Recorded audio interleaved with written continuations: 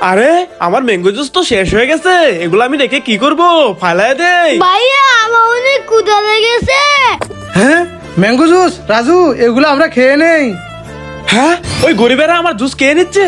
তারা দেখাচ্ছি মজা। এই গরিবেরা আমার জুস খাচ্ছিস কেন? দে দে।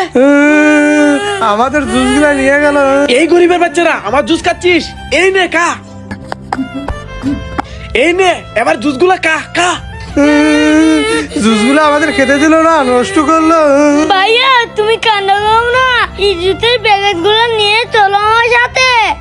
ভাইয়া এখানে বসো, এবার মাটিগুলো কুড়ে নাও, এবার জুতের প্যাকেট গুলো মাটির নিচে দিয়ে দাও। ভাইয়া তুমি এখানে থাকো, আমি পানি নিয়ে আসি।